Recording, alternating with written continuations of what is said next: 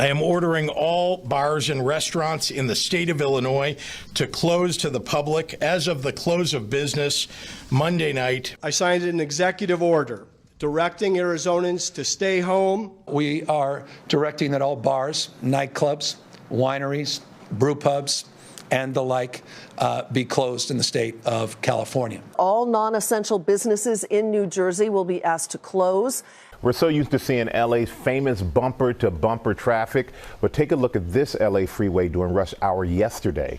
Virtually empty compared to what it's usually like in New York's Grand Central Terminal. Normally the busy gateway to the city is almost empty during this new era.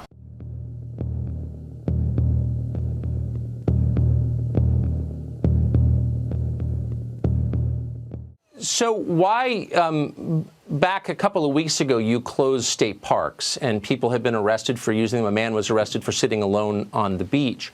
Tell me why that poses a danger. And again, on what scientific basis did you make that decision? I actually don't have the specifics as to why that happened. I meant congregation at state and county parks. The Bill of Rights, as you well know, protects Americans' right, enshrines their right to practice their religion as they see fit and to congregate together, to assemble peacefully. By what authority did you nullify the Bill of Rights in issuing this order? How do you have the power to do that? That's above my pay grade, Tucker. So I wasn't thinking of the Bill of Rights when we did this. Did the framers of the Constitution fail to add an 11th Amendment to the Bill of Rights saying, oh, by the way, none of this counts if we get sick? The Constitution applies in good times and in bad.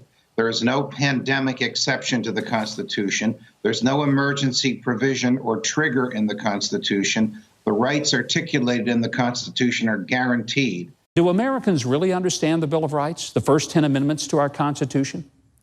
Hey, does Congress understand them? Read them, my friend. And there's a common thread in all 10 of them. Not one of them limits your power as a citizen. Not one. In fact, they were all written to spell out more exactly what you can do and to expressly spell out what the government cannot do. You see, the Bill of Rights are there to tell you yes and to tell the government no.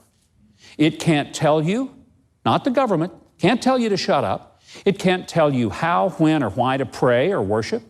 It cannot keep you from gathering with your friends for a lawful purpose. So the rights of everyone listening to us now to tell the government to go to hell, it's an absolute, personal, fundamental liberty that the government cannot punish you for exercising. And your right peaceably to gather with others to deliver the same type of message is similarly guaranteed. But those who run the government, every one of whom has taken the same oath that I once took when I became a judge, that everybody who works for the government, from the president to a school board janitor, from a governor to every cop on the street, and that oath is to preserve, protect, and defend the Constitution of the United States, which includes all the amendments, the first 10 of which are the Bill of Rights. You, my dear friend, burst this bubble last week when you asked the governor of my home state, Governor Phil Murphy, did you consider that you might be nullifying the Bill of Rights? And he responded, I'm paraphrasing, the Bill of Rights, that's above my pay grade. Now, he either thought that was funny or he was being serious. It absolutely wasn't funny. It was deplorable. And if he meant it, he has no business being the governor of a state because he's violating the oath that he took when he became governor. You're basically violating the contracts clause of the Constitution. It forbids states from impairing the obligation of contract. And if you need to leave your home in order to fulfill a contractual obligation, employer, employer, otherwise, this prevents that from happening. Over in New York City, Mayor Bill de Blasio doesn't seem to have drones just yet. He may, but for now he's got the next best thing. 8 million potential snitches all working for him. De Blasio has ordered his citizens to spy on their neighbors and report their neighbors if they behave in unapproved ways. When you see a crowd, when you see a line that's not distanced, when you see a supermarket that's too crowded, anything, you can report it right away so we can get help there to fix the problem. And now it's as simple as taking a photo. All you got to do is take the photo and put the location with it, and bang, send a photo like this, and we will make sure that enforcement comes right away. Needless to say, it should make you very nervous when politicians leverage your fear to make themselves more powerful. It ought to terrify you when they start arresting people for the crime of disagreeing with them. In Houston, Governor, if you can believe this, they're threatening to punish people for not wearing a mask. Meanwhile, in Washington State, they're going to let a serial killer. They're one vote away from letting a serial killer out because of COVID-19. So you go to jail for not wearing a mask, but if you kill 4 dozen women because of COVID-19, we might let you out. That is irrational.